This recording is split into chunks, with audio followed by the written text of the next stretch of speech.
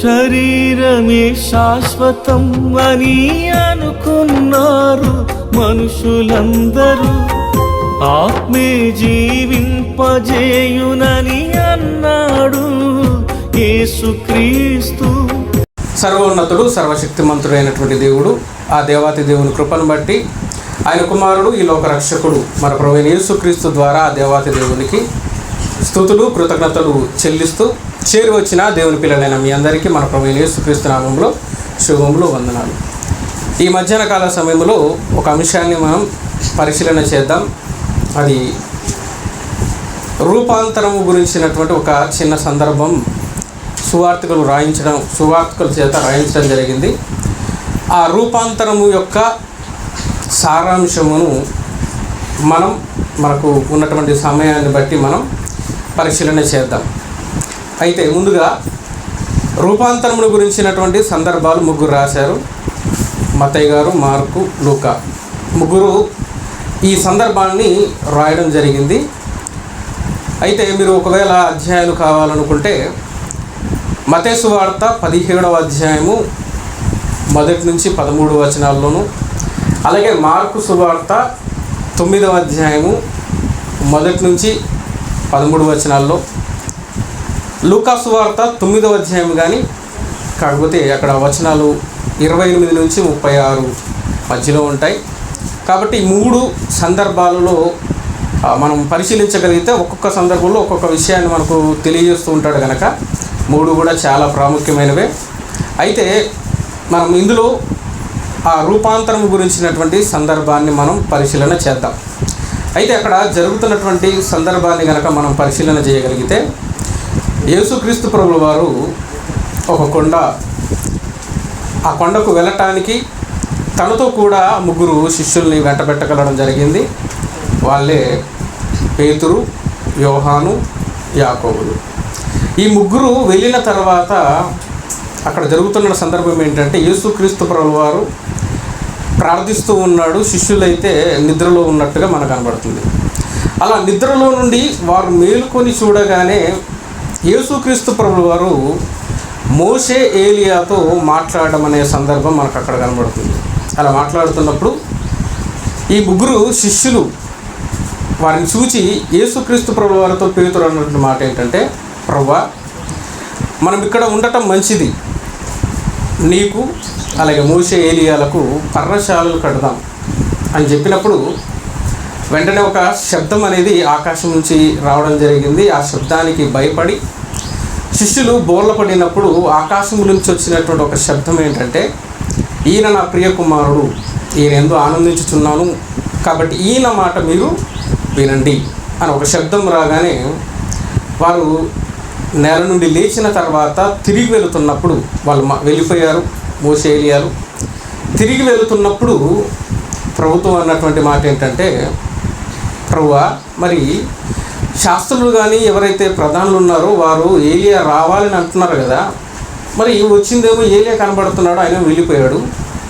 మరి మోషే, ఏలియాలు వచ్చారు కదా, మరి ఏలియా రావాలని అంటున్నారు కదా అంటే, యేసుక్రీస్తు ప్రభువు అన్న మాట ఏంటంటే, ఆల్రెడీ ఇదివరకే ఏలియా వచ్చాడు, ఆయనను ప్రజలు తమకిష్టం వచ్చినట్టు చేశారు, అలాగే మనుష్య కుమారుడు కూడా శ్రమలు అనుభవించబోతున్నాడు అనే ఆ మాటతో అక్కడ ముగించబడుతుంది. అప్పుడు వాళ్ళు అర్థం చేసుకున్నారు, ఇంతకీ ఆ రాబో ఏలియా ఎవరో కాదు, బాప్తిస్మం ఇచ్చు యోహానే. ఇది ఆ మొదటి 13 వచనాల్లో మనకు కనబడుతున్నటువంటి సందర్భం. కొన్నిట్లో కొన్ని విషయాలు చెప్పకపోవచ్చు, కొన్నిట్లో కొద్దిగా తక్కువ ఉండొచ్చు, కానీ మొత్తంగా సారాంశం అన్నీ కలిపితే ఇది. కాబట్టి ఈ రూపాంతరం వెనుకున్నటువంటి కొన్ని విషయాలను నేను మీతో పంచుకుంటాను. మీరు కూడా దాని గురించి ఆలోచన చేసి ఇంకా కొన్ని విషయాలు మీరు బయటికి తీసి ఇంకా దాని పరిపూర్ణతలోకి తీసుకొస్తారని నేను అనుకుంటున్నాను. అయితే ముందుగా ఇక్కడ మొట్టమొదటిగా మనకు వచ్చేటటువంటి ప్రశ్న ఏంటంటే, యేసుక్రీస్తు ప్రభువు వారికి ఆ ఇద్దరు మాట్లాడుతున్నప్పుడు అక్కడ మనకు కనబడుతున్న సందర్భంలో మోషే, ఏలియాలు మాత్రమే ఎందుకు వచ్చారు, తర్వాత వచ్చి ఏం మాట్లాడారు, వారు మాత్రమే రావడం వెనక ఏమైనా ఉద్దేశం ఉందా?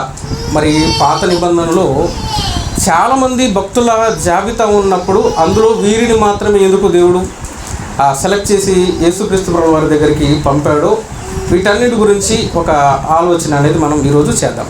అయితే ముందుగా వీటన్నిటిని రాస్తున్నటువంటి వీరు ప్రత్యక్ష సాక్షులుగా ఉన్నారు. ఎవరు అంటే పేతురు, యోహాను, యాకోబు. అయితే ఈ ముగ్గురులో మనకు తెలుసు యాకోబు ఖడ్గము చేత చంపబడ్డాడు, మిగిలినది ఇద్దరే, అవునా కదా? మిగిలిన ఇద్దరు ఎవరు అన్నప్పుడు ఆ ఇద్దరు పేతురు, యోహాను. అయితే వీరిద్దరి సాక్ష్యాన్ని కనుక మనం పరిశీలన చేయగలిగితే అందులో మరలా ఏం చెబుతున్నాడు, ముందుగా వారి యొక్క సాక్ష్యాన్ని మనం పరిగణలోకి తీసుకొని మాట్లాడుకుందాం. పేతురు రాసిన రెండవ పత్రిక మొదటి అధ్యాయము, పేతురు రాసిన రెండవ పత్రిక మొదటి అధ్యాయము అందులో పేతురు గారు ప్రస్తావిస్తున్నటువంటి సందర్భాన్ని 13 నుంచి మనం పరిశీలన చేద్దాం. మరియు మన ప్రభు యేసుక్రీస్తు నాకు సూచించిన ప్రకారము నా గుడారము త్వరగా విడిచిపెట్టవలసి వచ్చునని ఎరిగి నేను ఈ గుడారములో ఉన్నంతకాలము ఈ సంగతులను జ్ఞాపకము చేసి మిమ్మల్ని రేపుట న్యాయమని ఎంచుకొనుచున్నాను. ఇక్కడ ఈ గుడారమును నేను విడిచిపెట్టాలని నాకు తెలుసు, కానీ ఈ గుడారము విడిచిపెట్టినాక కూడా నేనేం చేయాలనుకుంటున్నాను, ఈ సంగతులను జ్ఞాపకం చేసి వారిని హెచ్చరించాలనుకుంటున్నాను, బుద్ధి చెప్పాలనుకుంటున్నాను, సరైన మార్గంలోనికి నడిపించే ప్రయత్నం చేస్తాను అని పేతురు గారు మాట్లాడుతూ కిందికి వచ్చేసరికి అంటున్నాడు, నేను గుడారంలో ఉన్నంతకాలం ఈ సంగతులను జ్ఞాపకం చేసి మిమ్మల్ని రేపుట న్యాయమని ఎంచుకొనుచున్నాను. నేను మృతి పొందిన తర్వాత, ఇక్కడ మృతి పొందిన తర్వాత అన్న దగ్గర పుట్టినట్టు కనబడుతుంది చూసారా? నిర్గమమునకు తర్వాత. మనకు ఆది కాండము తర్వాత కనబడుతున్నది ఏంటి? నిర్గమకాండం. ఇది నిర్గమకాండము అంటే, నిర్గమము అంటే అర్థం ఏంటంటే విడుదల, విమోచన, విముక్తి. అంటే ఐగుప్తు అనేటువంటి ఒక చెర నుంచి ఇశ్రాయేలీలు విడిపించబడి ఎర్ర సముద్రం ఎప్పుడైతే దాటారో ఎర్ర సముద్రంలో ఏమైపోయింది? ఆ ఐగుప్తు సైన్యము మునిగిపోయింది. అంటే ఇక శత్రుశేషము లేకుండా ఇక స్వతంత్రులై ఆ ఎర్ర సముద్రమును దాటి ప్రయాణం చేశారు వాళ్ళు. అలా నిర్గమము అంటే ఏదైతే ఐగుప్తు అనే ప్రదేశం ఉందో దాన్ని విడుచుట. మనకు ఆ నిర్గమకాండాన్ని మనం పరిశీలన చేస్తే ముందుగా వాళ్ళు చేస్తున్నటువంటి వెట్టి చాకరీ, లేదంటే ఆ వెట్టి పనులు వాళ్ళు పడుతున్నటువంటి నిట్టూర్పులు మనకు కనబడతాయి. తర్వాత మోషేను పంపించి ఆయన ద్వారా జరిగించినటువంటి సూచక్రియలు, మహత్కార్యాలు కనబడతాయి. తర్వాత అక్కడి నుంచి తీసుకొని వచ్చేటప్పుడు ఆ ఎర్ర సముద్రం దాటిన తర్వాత వారికి ఇచ్చినటువంటి ఇన్స్ట్రక్షన్, ఏ విధంగా ఉండాలన్నటువంటి ఇన్స్ట్రక్షన్స్ వారికి ఇచ్చినట్టు కనబడుతుంది. సేమ్ ఇదే విధంగా మనల్ని కూడా పరిశీలించుకోగలిగితే ఈరోజు మనం కూడా ఐగుప్తు అనేటువంటి ఒక చెర ఎలాగైతే కనబడుతుందో మనం కూడా లోకం అనే చెరలో నుంచి ఆ ఎర్ర సముద్రం ఎప్పుడైతే దాటారో అంటే బాప్సం అని వాక్యం చెప్తుంది. ఏమన్నారు? వాళ్ళందరూ నీళ్ళలో బాప్సం పొందిరు. ఎక్కడ? ఆ సముద్రములో. అంటే ఎప్పుడైతే ఈ లోకం అనే చెర నుంచి విడిపించబడ్డామో బాప్సం ద్వారా, అక్కడి నుంచి మనం స్వతంత్రులయ్యాం. స్వతంత్రులైన తర్వాత మనకి ఇవ్వబడినటువంటి ఆజ్ఞలను అనుసరించి మనం నడుచుకుంటే మనం అక్కడ కానాను ఏదైతే ప్రదేశం కనబడుతుందో ఈరోజు మనకు కనబడుతున్నటువంటి కానాన్ ఏంటిదంటే పరలోకం. సో ఈ మూడింటి ఛాయను మనం అందులో చూడగలిగితే ఇక్కడ ఈయన అంటున్నాడు విడుదల. ఎప్పుడు విడుదల అంటే నేను మృతి పొందిన తర్వాతే నాకు విడుదల, అవునా కదా? ఎందుకంటే ఒక మనిషి లోకమనే చెర నుంచి విడిపించబడిన తర్వాత ఈ శరీరానికి, దేహానికి విమోచనం ఎప్పుడంటే మనం మృతి పొందిన తర్వాతే. అందుకోసమే రోమీలకు రాసిన పత్రికలో కూడా ఆ సందర్భాన్ని ఒకసారి మాట్లాడుతున్నారు. ఒకసారి మనం పరిశీలన చేద్దాం. రోమీలకు రాసిన పత్రిక అందులో ఈ విమోచనం అనేటువంటి ఒక సందర్భాన్ని మనం ఒకటి పరిశీలన చేద్దాం. 8వ అధ్యాయము 23వ వచనం. అంతేకాదు ఆత్మ యొక్క ప్రథమ ఫలము నొందిన మనము కూడా దత్తపుత్రత్వము కొరకు అనగా మన దేహము యొక్క విమోచనము కొరకు కనిపెట్టుచు మనలో మనమే, అంటే మనలో కూడా నిట్టూర్పులు ఉన్నాయి, మనలో కూడా ఆ విమోచనము కొరకు, విడుదల కొరకు మనం ఏం చేస్తున్నాం? మన దేహంలో మూలుగుచున్నాము. అంటే ఈ సందర్భాన్ని మనం కనుక పరిశీలించగలిగితే మన దేహము కూడా విడుదల పొందాలి, మన దేహానికి కూడా విమోచనం అనేది దక్కాలి. అందుకోసమే నిర్గమ అంటే అర్థం ఏంటంటే విడుదల లేదా విముక్తి లేదా విమోచనం. ఇలాంటి సందర్భాల పరిస్థితుల్లో ఆ నిర్గమం అనేటువంటి పదాన్ని వాడటం జరుగుతుంది. ఇప్పుడు ఇక్కడ కూడా పేతురు గారు రాస్తున్నటువంటి సందర్భాన్ని మనం పరిశీలించగలిగితే, మృతి పొందిన తర్వాత అంటే విడుదల దొరికిన తర్వాత 15వ వచనం, నేను మృతి పొందిన తర్వాత కూడా మీరు నిత్యము వీటిని జ్ఞాపకము చేసుకున్నట్లు జాగ్రత్త చేతును. ఇక్కడ నుంచి స్టార్ట్ అవుతుంది చూడండి. ఎక్కడైతే వాళ్ళు ప్రత్యక్ష సాక్షులుగా ఉండి ఆ సందర్భాన్ని చూశారో అదే సందర్భాన్ని మరలా ఇక్కడ రాస్తున్నాడు పేతురు గారు. ఏలయనగా చమత్కారముగా కల్పించిన, అంటే ఈరోజు ఏ విషయాలు మనుషులకు ఇష్టం అంటే సహజత్వానికి దగ్గరగా లేనటువంటి వాటిని నమ్మటానికి ఇష్టపడతారు ఈరోజు సమాజం. కానీ మేము ఏదైతే సహజత్వంగా లేని దాని గురించో అతిశయంతోనో మేము మాట్లాడలేదు. చమత్కారముగా కల్పించినటువంటి కథలను అనుసరించి మన ప్రభు అయిన యేసుక్రీస్తు యొక్క శక్తిని, ఆయన రాకడను మీకు తెలపలేదు. ఏ రాకడిది? ఆయన రాకడను మేము తెలపలేదు. ఏ రాకడ? యేసుక్రీస్తు ప్రభు వారి లోకానికి వచ్చినటువంటి మొదటి రాకడ. దానిని మేము ఎలా చెప్పలేదు? చమత్కారంగా కల్పించిన కథలను అనుసరించి మేము చెప్పలేదు, తెలపలేదు. కానీ ఆయన మహత్యమును మేము కన్నులారా చూచిన వారమై తెలిపాము. అంటే నేను ఒక ప్రత్యక్ష సాక్షినిగా ఈ సందర్భాలను నేను రాస్తున్నాను. ఆయన గురించినటువంటి సమస్తం కూడా నేను ఒక ప్రత్యక్ష సాక్షిగా నిలబడి కన్నులారా చూసి విన్న దానిని మీకు తెలియజేస్తున్నాను అని చెప్పి అంటున్నాడు. చూడండి, ఈయన నా ప్రియ కుమారుడు, ఈయన యందు నేను ఆనందించుచున్నాను అనే శబ్దం మహాదివ్య మహిమ నుండి ఆయన యొద్దకు వచ్చినప్పుడు. ఎప్పుడు వచ్చింది చెప్పండి? ఇది యేసుక్రీస్తు ప్రభువు వారు బాప్తిసం తీసుకున్నప్పుడు ఒక ప్రత్యక్ష సాక్షి ఉన్నాడు. ఆయన ఎవరంటే బాప్తిసం ఇచ్చు యోహాను. ఆయన ఉన్నటువంటి శబ్దం ఏంటంటే, ఇదిగో ఈయనే నా ప్రియ కుమారుడు, ఈయనందు నేను ఆనందించుచున్నాను. మరలా అలాంటి శబ్దము రెండవ మారు ఉద్భవించింది ఆకాశం నుండి అన్నప్పుడు ఆ శబ్దానికి నేను ఎవరంటే సాక్షుడను. అందుకోసమే యేసుక్రీస్తు ప్రభువు వారి రాకడను గురించినటువంటి ఆ సందర్భంలో ఆయన శక్తిని, నేను మహత్యాన్ని కల్లారా చూశాను. దేవుడు ఈయన నా ప్రియ కుమారుడు, ఈయనందు ఆనందించుచున్నాను, ఈయన మాట వినండి అని దేవుడు ఆ శబ్దంలో మాట్లాడటం నేను చూశాను.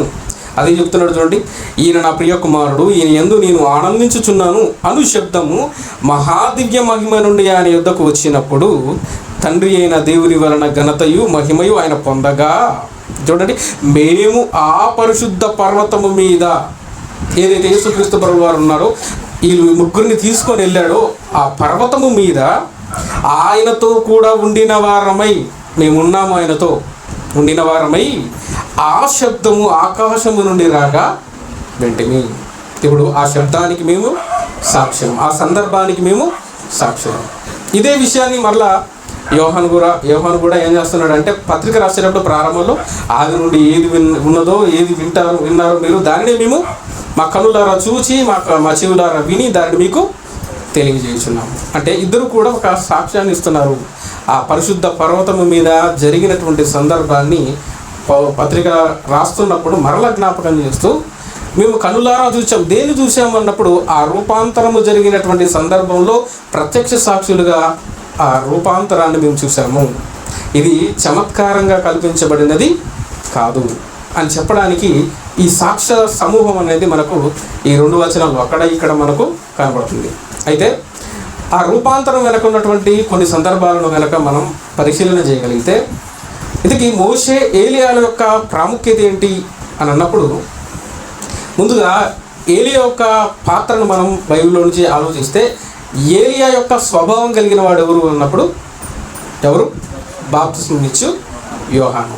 అయితే ఏలియా యొక్క స్వభావం కలిగిన వాడు, ఎలా స్వభావం కలిగిన వాడు అనేది కొన్ని విషయాలు మీకు చెప్తాను. ఎందుకు ఏలియాని సెలెక్ట్ చేశాడు అన్నప్పుడు మనం బైబిల్ని పరిశీలిస్తే మనకు కొనబడుతున్నటువంటి కొన్ని విషయాలు మీకు తెలియజేస్తాను. అయితే అంతకంటే ముందుగా ఒకసారి మలాకీ గ్రంథము 4వ అధ్యాయము 4-5 వచనాలు మనం పరిశీలన చేయగలిగితే,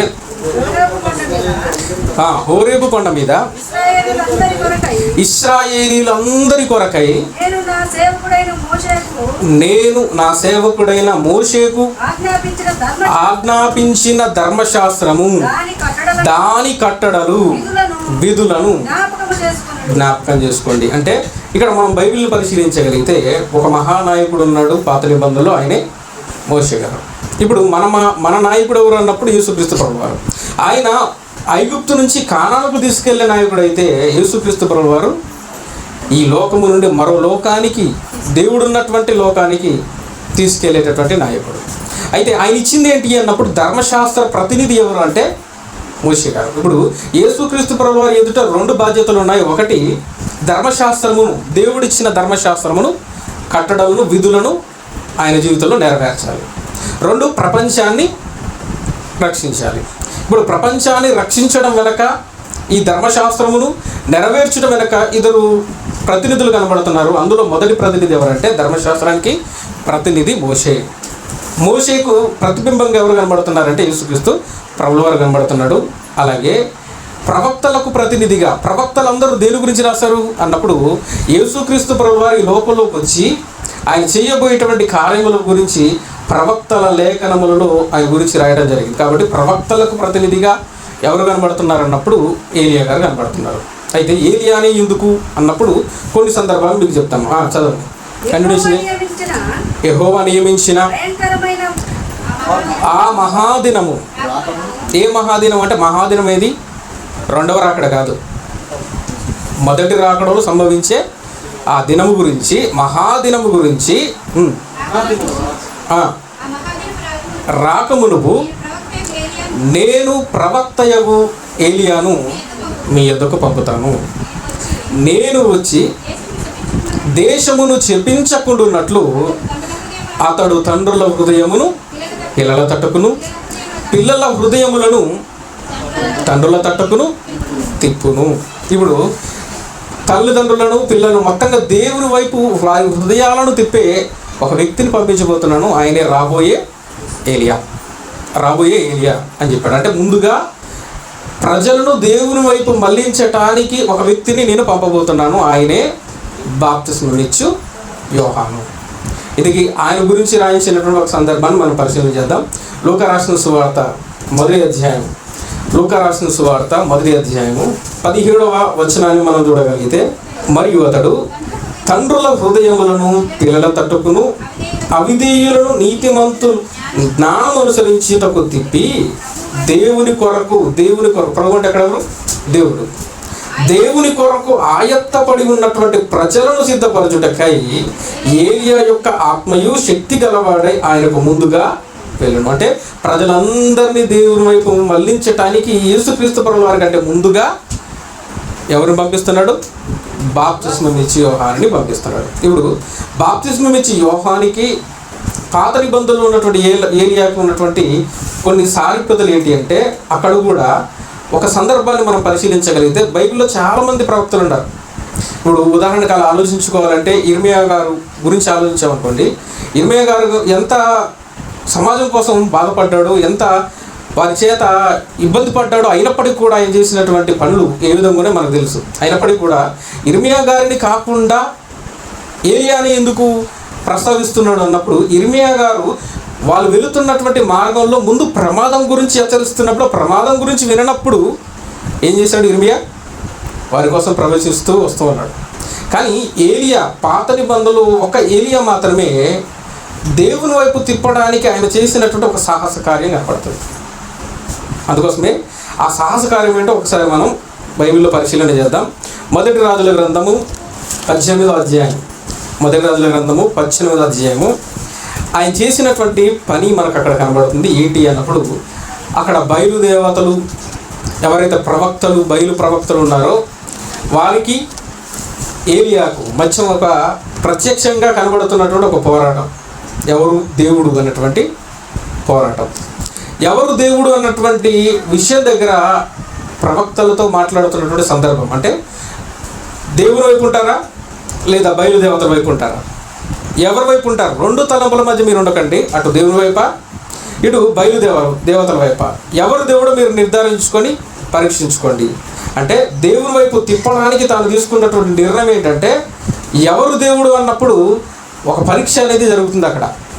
ఆ పరీక్షకు నిలబడి ప్రజలందరినీ దేవుని వైపు తిప్పడానికి, దేవుని యొక్క ఔన్నత్యాన్ని కనపరచడానికి, బాహుబలాన్ని పరీక్షించడానికి అక్కడ ఒక సందర్భం కనబడుతుంది. ఎవరు దేవుడు అనేటువంటి విషయం. అలా ఎవరు దేవుడు అన్నప్పుడు అక్కడ ఏలియా గారు మాట్లాడుతూ ఏమన్నాడో ఒకసారి చూద్దాం. మొదటి రాజుల గ్రంథం 18వ అధ్యాయము 21. ఏలియా జనులందరి యుద్ధకు వచ్చి, ఇప్పుడు ముందుగా ఎవరి దగ్గరకు వస్తున్నాడు? జనుల దగ్గరకు వస్తున్నాడు. జనులందరి దగ్గరకు వచ్చి, ఎన్నాళ్ళ మట్టుకు మీరు రెండు తలంపుల మధ్య మీరు తడబడుతూ ఉంటారు? యెహోవా దేవుడైతే ఆయనను అనుసరించుడి, బయలు దేవుడైతే వారిని అనుసరించుడని ప్రకటన చేయగా జనులు ప్రత్యుత్తరం ఇవ్వాల. ఎవరు దేవుడు మీరు తెలుసుకోండి, ఆలోచించండి. రెండు తలంపుల మధ్య ఒకసారి దేవుని వైపు ఒక అడుగు, ఒకసారి మరలా బయలుదేవతల వైపు అడుగు వేయకండి. ఒకవైపే అడుగు వేయండి. ఆ అడుగు దేవుడి వైపా లేదా బయలుదేవతల వైపా, ఏదో ఒక అడిగే వేయండి అన్నప్పుడు జనులు ఎవ్వరు అక్కడ ఏం చేయలేదట, ప్రత్యుత్తరం ఇవ్వలేదు కనుక ఆయన చేసినటువంటి కార్యం ఏంటంటే, ఎవరి చేతైతే త్రిప్పబడుతున్నారో ఈ జనులంతా వారి దగ్గరికి వెళ్ళాడు. వారెవరు? బయలు ప్రవక్తలు ఎవరైతే ఉన్నారో వారి దగ్గరికి వెళ్ళాడు. వాళ్ళతో సూటిగా ప్రశ్నిస్తున్నాడు. దేవుడు ఎక్కడున్నాడో ఒక నిరూపణ అనేది జరగాలి ప్రపంచానికి. ఈ జన సమూహానికి ఏం జరగాలి? దేవుడు ఎవరో తెలియాలి. ఒకవేళ దేవుడు అనే వ్యక్తి మీ సైడ్ ఉంటే అందరినీ అటువైపే చెప్పుకోవచ్చు. లేదంటే దేవుడు ఎటువైపు ఉంటే అటు జనులు తిరగాలి అన్నప్పుడు ఒక బల పరీక్ష అనేది అక్కడ ఇరువురి మధ్య జరుగుతున్నట్టుగా కనబడుతుంది. అప్పుడు ఆయన చెప్పినటువంటి సందర్భం ఏంటంటే, ఒక కట్టెలను ఏర్పరిచి 2 పశువులు తీసుకొచ్చి, మీకు ఒక పశువుని మాకొక పశువుని, అందులో ఒక పశువుని మీరు వధించండి, దానిని వధించి దాని మీద పెట్టండి. చేసిన తర్వాత మీరు మీ దేవతలు ఎవరైతే ఉన్నారో వారికి ప్రార్థన చేసి, ఆ ప్రార్థనతో అది మండేలా చేయండి, అగ్ని వచ్చి మండేలా చేయండి. అలా చేస్తే దేవుడు ఉన్నాడని నిరూపితం అవుతుంది అన్నప్పుడు వాళ్ళు చేసినటువంటి ప్రయత్నాలు 1 కాదు 2 కాదు, అలా ప్రయత్నాలు చేస్తూ చివరికి చేయలేకపోయేసరికల్లా ఏలియా గారు మాట్లాడుతున్నటువంటి సందర్భాన్ని చూస్తే ఎలా ఉంటుంది చూడండి ఒకసారి. కింది వచనంలో 27వ వచనం, మధ్యాహ్నము కాగా ఏలియా అంటున్నాడు, వాడు దేవుడై ఉన్నాడు, పెద్ద కేకలు వేయండి. ధ్యానం చేస్తున్నాడేమో, పలకకుండా ధ్యానం చేస్తున్నాడు, గట్టిగా పిలవండి, పలుకుతాడేమో. చాలా దూరానికి వెళ్ళిపోయాడేమో, గట్టిగా కేకలేయండి, వినపడుతుందేమో. చాలా సుదూర ప్రయాణం చేసాడేమో, లేకపోతే నిద్రపోతున్నాడేమో, ఉదయాన్నే లేపుతారు కదా, లేపండి అంటున్నాడు. చూసారా? మొత్తానికి వారికి ఇచ్చిన సమయం గడుస్తున్న కొద్దీ వాళ్ళ ప్రయత్నాలు ఎక్కువైపోయి, ఆ ప్రయత్నాల్లో వాళ్ళు చేస్తున్నటువంటి కార్యాలు చూస్తే చివరికి తమకు తామే ఏం చేస్తున్నారు, గాయపరుచుకొని ఏ విధంగానైనా సరే మండించే ప్రయత్నం చేశారు, కానీ వారి వల్ల కాలేదు. తర్వాత ఏలియా వచ్చాడు, మరలా తన పశువు ఏదైతే ఉందో దాని మీద పెట్టాడు, నీళ్లు పోయించాడు. 4 ఏదైతే కుండల నీళ్లు ఉన్నాయో అవి పోయించాడు. అలా ఒకసారి, రెండవసారి, అలా 3వసారి పోయించిన తర్వాత ఆయన మాట్లాడుతున్న మాట ఒకసారి చూద్దాం. 34 నుంచి 33 నుంచి చూద్దామండి. 33 నుంచి చూడండి. చదవండి. కట్టలను క్రమముగా పేర్చి ఎద్దును తునకలుగా కోసి కట్టల మీద ఉంచి జనులు చూచుచుండగా మీరు 4 తొట్ల నిండా నీళ్లు నింపి దహన బలి పశుమాంసమును కట్టెల మీద పోయుడని చెప్పాను. అది అయిన తర్వాత 2వ మారు ఆ ప్రకారమే చేయమని అతడు చెప్పగా వారు 2వ మారును అలాగే చేసిరి. 3వ మారును చేయుడనగా 3వ మారును కూడా అలాగే చేశారు. ఎంతలా చేశారన్నప్పుడు ఆ నీళ్లు బలిపీఠము చుట్టూ పొర్లి పారెను. అప్పుడు ఆయన మాట్లాడుతున్నాడు 36వ వచనంలో, అస్తమయ నైవేద్యము సమర్పించు సమయమున ప్రవక్త ఏలియా దగ్గరకు వచ్చి ఇలాగ ప్రార్థన చేశాను. యెహోవా, అబ్రహాము ఇస్సాకుల దేవా, ఇశ్రాయేలు మధ్య నీవు దేవుడివై ఉన్నావనియు నేను నీ సేవకుడై ఉన్నానని ఈ కార్యములన్నీ నీ సెలవు చేత చేసి తిననియు ఈ దినమున కనబరచము. యెహోవా, నా ప్రార్థన ఆలకించుము. యెహోవావైన నీవే దేవుడివై ఉన్నావనియు. ఇందాక చూసారా, ఏలియా గురించి మాట్లాడుతున్నప్పుడు అక్కడ గురించి మాట్లాడడం, బాప్తిస్మం ఇచ్చి యోహాను గురించి మాట్లాడడం. ఇక్కడ అదే సందర్భాన్ని ప్రస్తావిస్తున్నాడు చూడండి. నీవు వారి హృదయములను నీ తట్టుకు తిరగలేదు అని ఈ జిల్లకు తెలియజేయనట్లుగా ఈ ప్రార్థన అంగీకరించు. ఏం చేస్తున్నాడు మొత్తంగా అంటే, జనుల హృదయమును దేవుని వైపు తిప్పుటకు ఆయన ఒక సాహస కార్యాన్ని ఎంచుకున్నాడు అక్కడ కదా. అలాగే యేసుక్రీస్తు ప్రభువుల వారికి ముందుగా జనులందరినీ దేవుని వైపు మళ్లించడానికి, మార్గాన్ని సరళం చేయడానికి ముందుగా పంపబడిన వ్యక్తి ఎవరంటే బాప్తిస్మం ఇచ్చి యోహాను. కాబట్టి ఇక్కడ జనులందరి హృదయమును దేవుని వైపు తిప్పడానికి ఆయన చేసిన కార్యం. అలాగే ప్రపంచాన్ని దేవుని వైపు తిప్పడానికి వస్తున్నటువంటి యేసుక్రీస్తు ప్రభువుల వారికి ముందుగా ఈ లోకంలోనికి పంపబడిన వ్యక్తి బాప్తిస్మం ఇచ్చి యోహాను.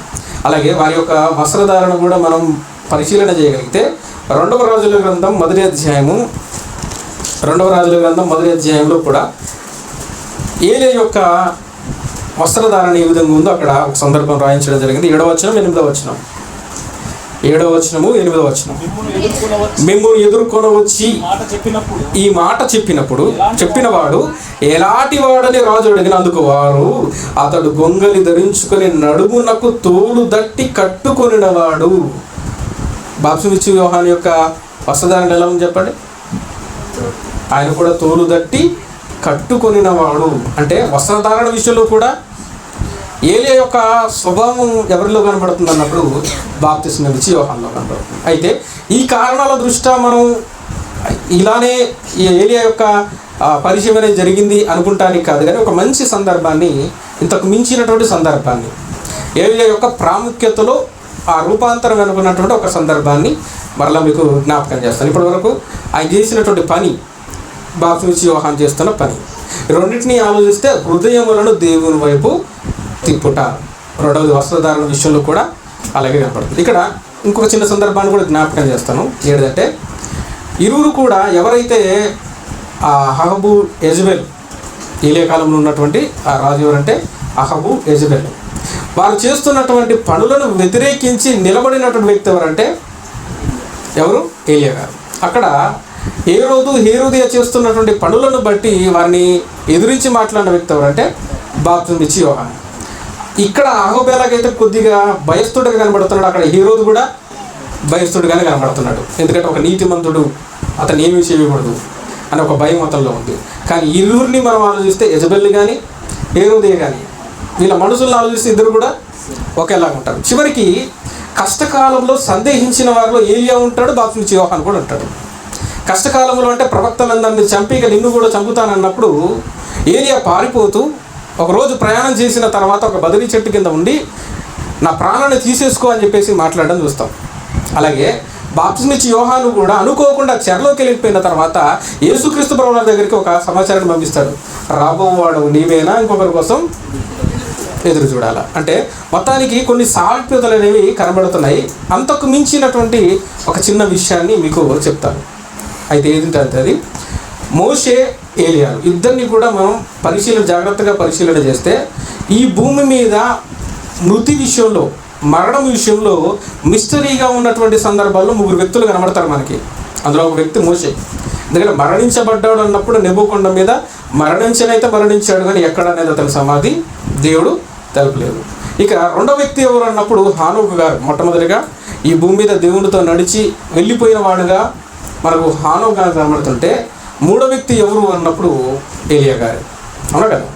ఏలియా గారు అలా ఆయన ఆరోహణమైనటువంటి సందర్భం మనకు బైబిల్లో కనబడుతుంది. అంటే మరణము మనం ఈ లోక సహజ రీతిని చూడకుండా అలా ఆరోహణమై వెళ్ళిపోయిన వ్యక్తులు ఎవరు కనబడుతున్నారంటే ఇద్దరు కనబడుతున్నారు. ఒకటి హానోకు గారు, 2 ఏలియా.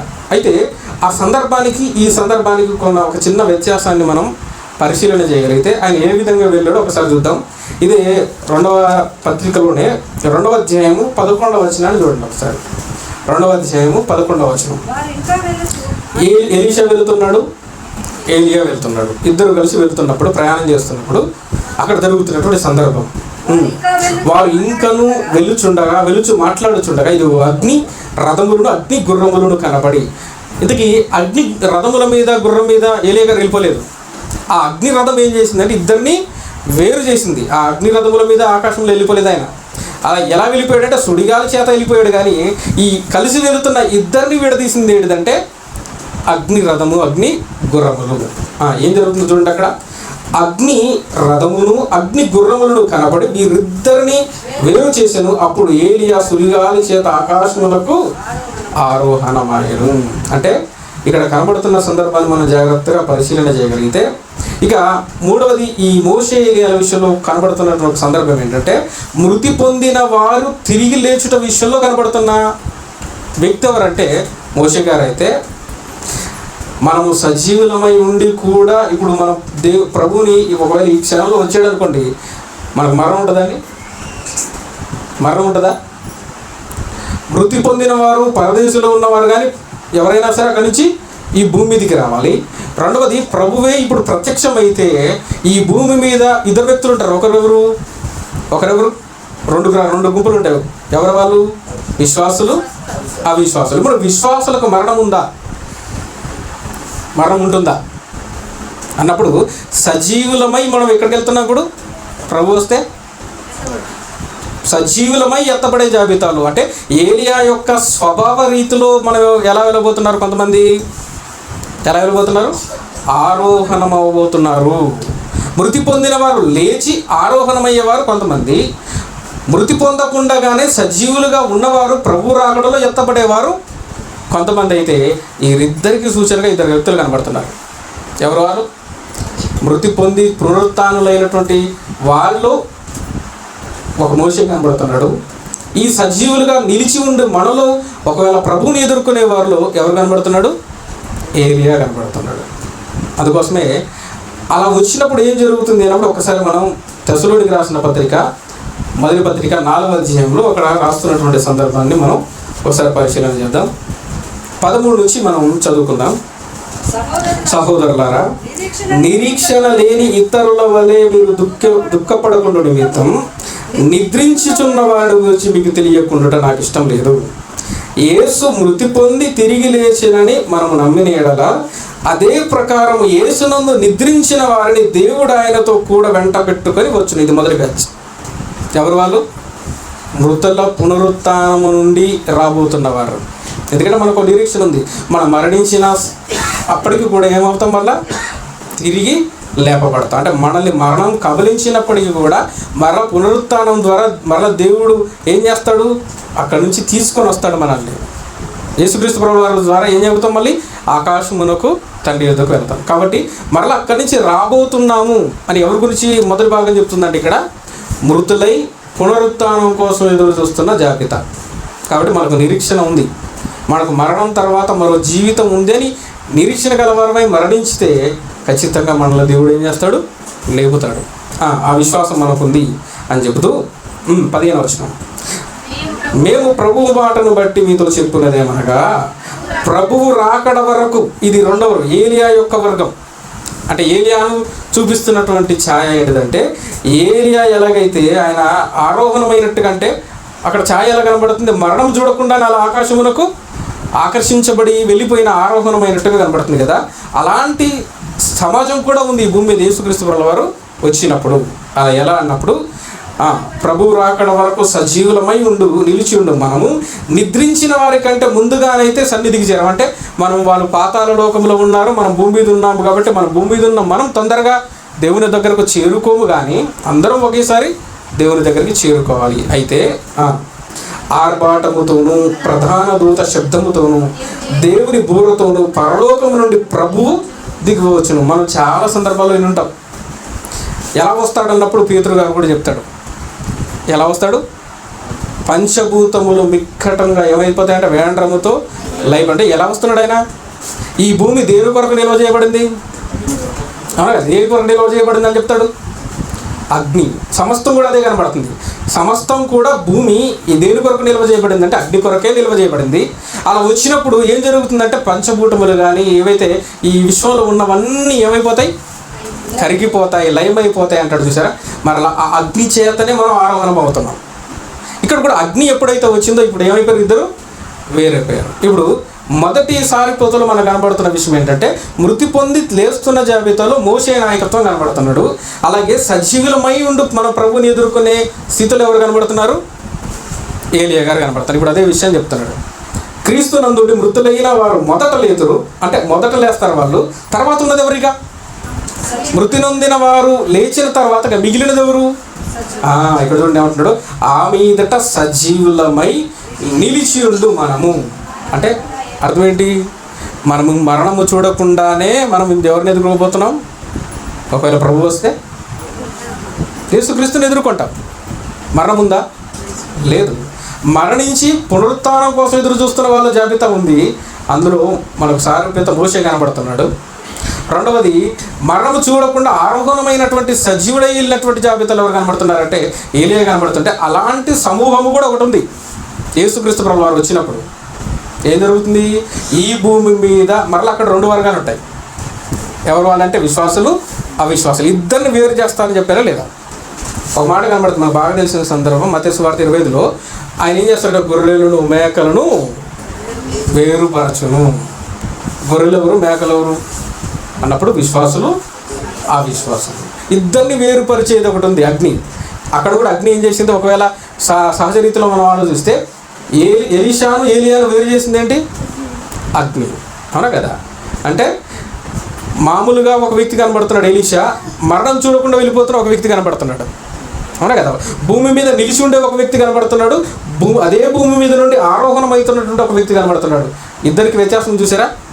ఇద్దరిని వేరు చేసింది అదే అగ్ని. మళ్ళీ ఏం చేస్తుంది? ఈ భూమి మీద ప్రభు వచ్చినప్పుడు ఎవరైతే విశ్వాసులు అవిశ్వాసులు ఉన్నారో ఆటోమేటిక్ ఇద్దరిని ఏం చేస్తుందట? వేరు చేస్తుంది. అలా వేరు చేస్తున్నా మళ్ళీ కనబడుతున్నా చూడండి అగ్ని. అలా వేరు చేసినప్పుడు ఏమవుతుందట? సజీవులమై నిలిచి ఉండు మనము వారితో కూడా ఏకముగా ప్రభువుని ఎదుర్కొన్నట్టు ఆకాశ మండలములకు మేఘముల మీద కొనిపోబడదుము. కాగా మనము సదాకాలము ప్రభుతో కూడా ఉందుము. కాబట్టి మీరు ఈ మాటల చేత ఒకనొకడు, అంటే మనం కూడా ఆరోహణమయ్యే ఒక రోజు ఉంది. అలా ఆరోహణమయ్యే వాళ్ళు ఇద్దరున్నారు. ఒకటి మృతులై పునరుత్థానం చెంది ఎదుర్కొనే వాళ్ళు, ఈ భూమి మీద విశ్వాసులుగా బ్రతికి సరాసరి ప్రభువును ఎదుర్కొనేవారు. వీరిద్దరికీ సూచనగా ఎవరు కనబడుతున్నారు? మోషే ఏలియాలు కనబడుతున్నారు. కాబట్టి మోషే ఏలియాలు ప్రభువు వద్దకు వచ్చారు అన్నప్పుడు మోషేకి ఏలియాకి, లేదంటే ఆ ఇద్దరిలో మరలా బాప్తిస్మం యోహానికి యేసుక్రీస్తు ప్రభువు వారికి సారూప్యతను కనుక మనం పరిశీలన చేయగలిగితే ఇన్ని వ్యత్యాసాలు కనబడుతున్నాయి మనకి. కాబట్టి సజీవులమై నిలిచి ఉండి వెళ్ళిపోయే వారి జాబితాలు ఎవరు కనబడుతున్నారంటే ఏలియా కనబడుతున్నాడు. ఆ ఏలియాకు సాదృశ్యంగా ఒకరోజు సంఘం కనిపించబోతుంది.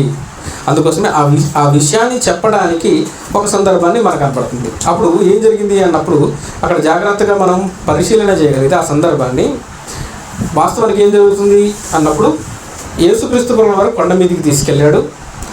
వీళ్ళేమో నిద్రలో ఉన్నారు, యేసుక్రీస్తు ప్రభువు వారేమో ప్రార్థనలో ఉన్నాడు.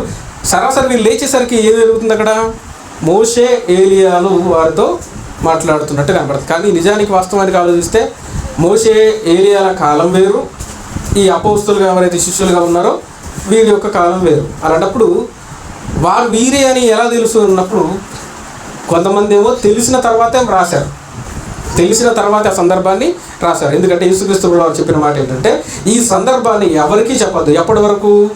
మృతుల పునరుత్థానం జరిగేంత వరకు కూడా ఈ సందర్భాన్ని ఎవరికి చెప్పొద్దు అన్నాడు. తర్వాత చెప్పుండొచ్చు. అయితే ఈ ముగ్గురులో మరలా మనం పరిశీలించగలిగితే ఆ సందర్భాన్ని మరలా లూకా గారు రాసేటప్పుడు ఏ విధంగా రాస్తున్నాడో చూడండి ఒకసారి. వీళ్ళకి ఎలా తెలుసు అన్నప్పుడు లూకా రాసిన సువార్త 9వ అధ్యాయం, ఇక్కడ 2 విషయాలు చెప్తాను. ఒకటి, వాళ్ళు వచ్చి ఏం మాట్లాడారు. 2, ఏదైతే ఈ సందర్భంలో కనబడుతుందో నిజంగా వాళ్ళకి తెలుసా తెలియదా చూద్దాం. ఏం జరుగుతుందో చూద్దాం. 9వ అధ్యాయము ముందుగా మనం 28 నుంచి చదువుకుందాం. ఈ మాటలు చెప్పినది మొదలుకొని, ఇది కూడా చాలా ప్రాముఖ్యం. ఇక్కడ ఈ మాటలు అన్నప్పుడు అన్ని సువార్తల్లో పై ఏదైతే భాగం కనబడుతుందో ఆ భాగం ఏంటంటే యేసుక్రీస్తు ప్రభువు వారు ఒక మాట చెప్పాడు. అక్కడ ఏమంటాడంటే 2 విషయాలు చెప్పాడు. ఒకటి, నేను మరణించబోతున్నాననే విషయం చెప్పాడు. ఒకటి. రెండో విషయం ఏంటంటే ఇది ఏదైతే ఉందో అది జరిగేంత వరకు కూడా మీలో కొందరు మరణం, రాజ్యం ఏర్పడేంత వరకు కూడా మీలో కొందరు మరణం రుచి చూడరు అన్నప్పుడు దానిలో రకరకాలైనటువంటి భిన్నాభిప్రాయాలు వచ్చాయి.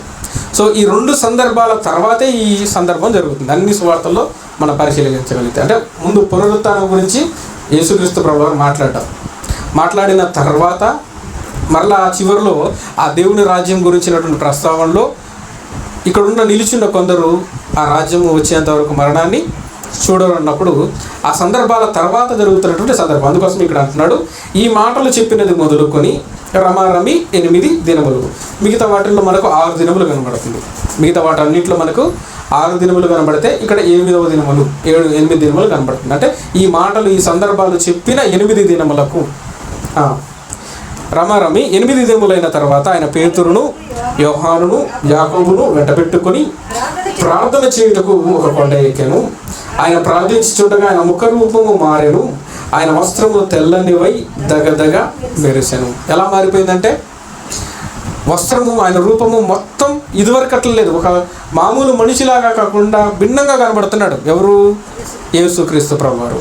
ఎంత భిన్నంగా అంటాడంటే మార్క్ గారు అయితే ఒకసారి చూడండి అక్కడ ఎంత భిన్నంగా కనబడుతుందని 3వ వచనం 9:3 9వ అధ్యాయం 3వ వచనం.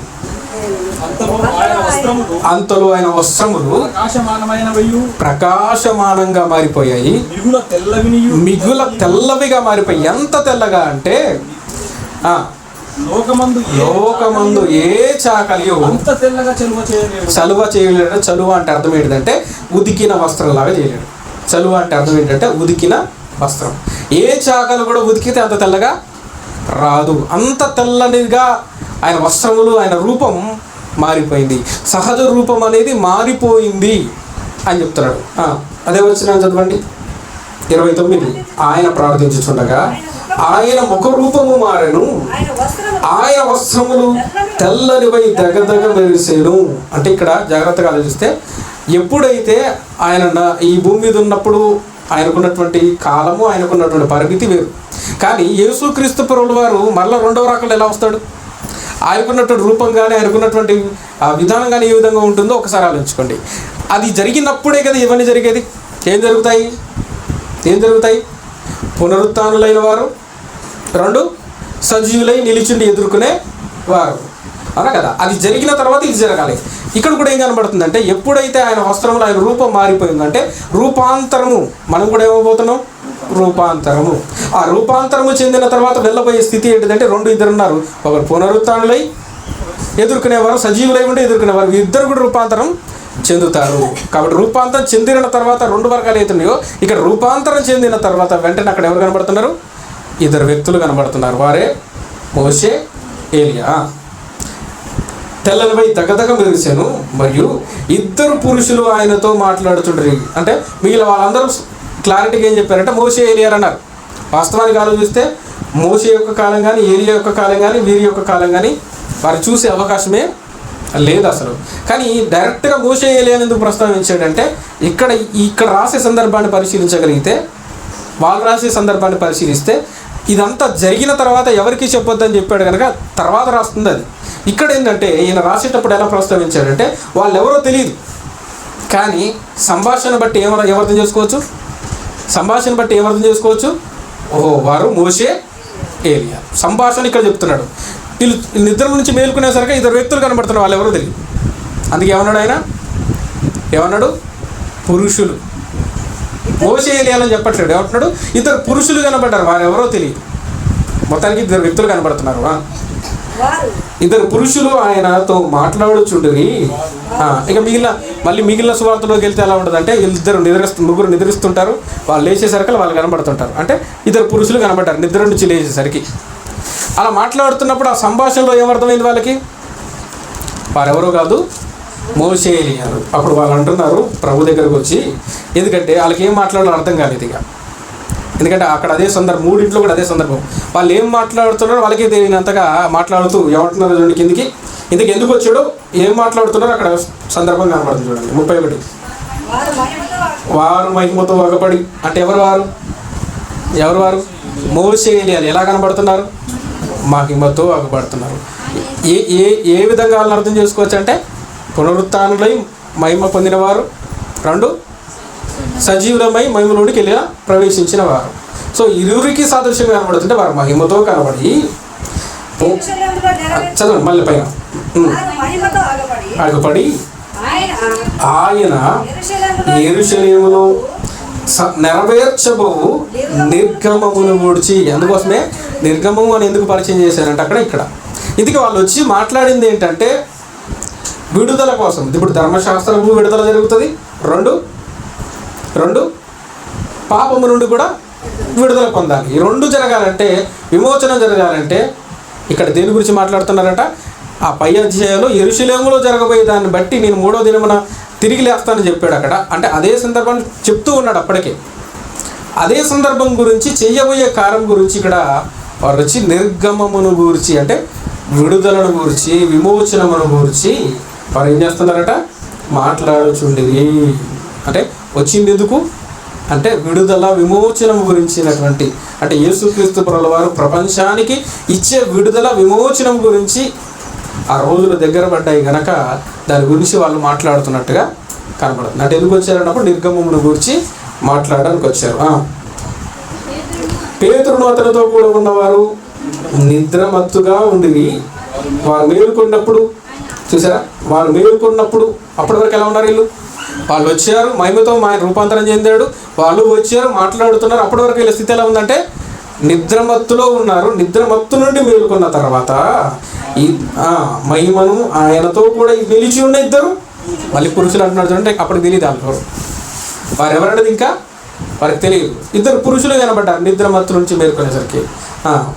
ఆ ఇద్దరు పురుషులు ఆయన ఎదురుని వెళ్ళిపోవచ్చుండగా పేతురు యేసుతో, ఏలినవాడా, మనం ఇక్కడ ఉండటం మంచిది. నీకొకటి, మోషేకొకటి, ఏలియాకొకటి 3 పర్ణశాలలు మేము కట్టుద్దామని చెప్పినది తాము ఎరుగకయే చెప్పాను. అంటే ఏం మాట్లాడుతున్నా వాళ్ళకి అర్థం కావట్లేదు అనమాట. వాస్తవానికి వచ్చిందే వాళ్ళు ఈ పర్ణశాలలు ఎన్ని రోజులు ఉంటాయి? ఎంతకాలం టెంపరీ గుడారాలు ఏంటి? పాత నిబంధనలు పర్ణశాల గుడారాలను పెట్టాడు. ఏంటి గుడారాలు? ఏదో టెంట్ వేసి పెట్టారు. ఇంత గుడారాలు ఏంటి? మన దేహాలే, అలా కదా. ఆ టెంపరీ గుడారాల్లో ఎంతకాలం ఉంటారు వాళ్ళకి అర్థం కావట్లా. ఆ టెంపరీ గుడారాల్లోంచి విడుదల చేయడానికి ఎవరు వస్తున్నారు? యేసుక్రీస్తు ప్రభువారు వస్తున్నాడు. శాశ్వతమైన నివాస స్థలాన్ని సిద్ధపరచడానికే ఆయన వస్తుంటే మళ్ళీ ఏమంటారు వీళ్ళు? వాళ్ళు వచ్చి మాట్లాడేది దాని గురించి, వీళ్ళు మాట్లాడేది దీని గురించి.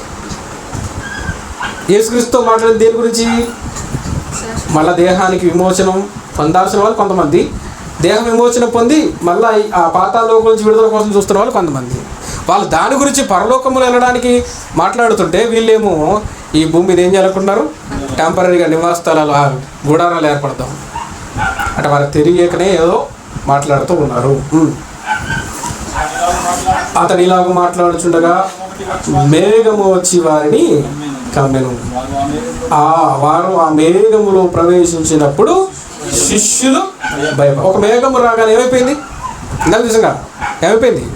అందరు వేరు చేసేసింది. అక్కడ ఎలా ప్రస్తావించాడు తెస్సలోనికీ పత్రికలో? మనం ఎలా వెళ్ళిపోతామట? మేఘముల మీద ఆయన ఎద్దకు కొనిపోబడదు. అంటే ఏ మేఘం అయితే వచ్చి మనల్ని కొనిపోతుందో అని అక్కడ రాస్తున్నాడు. ఇక్కడ అదే మేఘం ద్వారా ఏం చేస్తుంది? వాళ్ళు వెళ్ళిపోయినట్టుగా కనబడని స్థితిలోనికి వెళ్ళిపోయినట్టుగా కనబడుతుంది. చూసారా, ఆ శబ్దము వచ్చిన తర్వాత ఆ మేఘములు ఒక శబ్దం వచ్చింది. ఏంటిది? ఇందాక చూసాం కదా, ఈయన నా ప్రియ కుమారుడు, ఈయన మాట మీరు వినండి. ఆ శబ్దము ఎప్పుడైతే వారు విన్నారో బోర్ల పడ్డారు. తర్వాత ఆ శబ్దం నుంచి ఒకసారి తీరుకొని చూసారు, అక్కడ ఎవరు కనపడలేదు. యేసుక్రీస్తు ప్రభువు ఒక్కరే ఉన్నారు. ఆ కొండ దిగి నడుచుకుంటూ కిందకు వచ్చేసారు. ఒకసారి మత్తయి సువార్తకు రండి, చివరిగా ముగించుకుందాం. మత్తయి రాసిన సువార్త 17వ అధ్యాయము 5వ వచనం. అతడు ఇంకను మాట్లాడుచుండగా,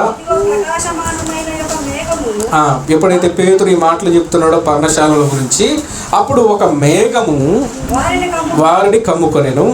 ఇదిగో ఈయన నా ప్రియ కుమారుడు, ఈయన యందు ఆనందించుచున్నాను, ఈయన మాట వినుడని ఒక శబ్దం ఆ మేఘములో నుండి పుట్టెను. శిష్యులు ఆ మాట విని బోర్లపడి మిక్కిలి భయపడగా అప్పటికి వాళ్ళు వెళ్ళిపోయారు. యేసు వారి యొద్దకు వచ్చి ముట్టి లెండి భయపడకూడని చెప్పాను. వారు కన్నులెత్తి చూడగా యేసు తప్ప ఎవరు కనపడలేదు. చివరికి చూస్తే ఎవరు కనపడరు.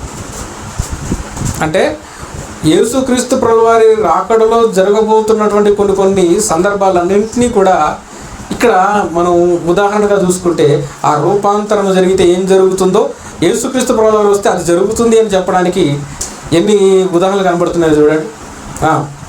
వారు కొండ దిగి వచ్చి చుండగా మనిషి కుమారుడు మృతులో నుండి లేచి వరకు ఈ దర్శనము మీరు ఎవరితోనూ చెప్పకూడని యేసు వారికి ఆజ్ఞాపించాను. అప్పుడు అంటున్నారు వాళ్ళు, అప్పుడు ఆయన శిష్యులు ఇలాగైతే ఏలియా ముందుగా రావాలని శాస్త్రులు ఎందుకు చెప్పుచున్నారని ఆయన అడిగిరి. అందుకు ఆయన ఏలియా వచ్చి సమస్తము చక్కబెట్టునన్నమాట నిజమే, కానీ ఆయనను ఏలియా ఇదివరకే వచ్చాను, వారు అతన్ని ఎరుగక తమకి ఇష్టం వచ్చినట్టు అట్లా చేసిరి. మనిషి కుమారుడు కూడా అలాగే వారి చేత శ్రమలు పోవుచున్నాడు అని చెప్పినప్పుడు వారు బాప్తిస్మం ఇచ్చి యోహాను గురించి ఈ మాటలు చెప్పాడని వాళ్ళు గ్రహించారు. సో ఆ సందర్భాల వెనక రూపాంతరం అనుకున్నటువంటి సందర్భాల్లో మోషే ఏలియా యొక్క ప్రాముఖ్యత కానీ, వారు ఎందుకు వచ్చారు, ఏం మాట్లాడారు కానీ, ఆ రూపాంతరంలో మోషే ఏలియానే ఎందుకు రావాలనడానికి కొన్ని నాకు తెలిసినటువంటి పరిధిలో మీకు కొన్ని విషయాలు మీకు పంచుకున్నాను. ఇంతకు మించి కరెక్షన్స్ ఏమైనా ఉంటే, అంతకు మించి ఇంకేమైనా ఆలోచిస్తే మీరు ఆలోచించి ఒక ఐడియా అయితే నేను ఇచ్చాను, దానికి మించి మీరు ఆలోచిస్తే ఇంకా కొన్ని విషయాలు బయటపడతాయి.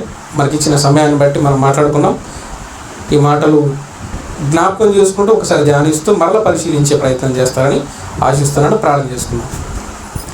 మానవ దేహాలకుంది మహిమ రూపము, నిరీక్షణతో ఎదురు చూస్తే నిత్య జీవము. మానవ దేహాలకుంది మహిమ రూపము, నిరీక్షణతో ఎదురు చూస్తే నిత్య జీవము.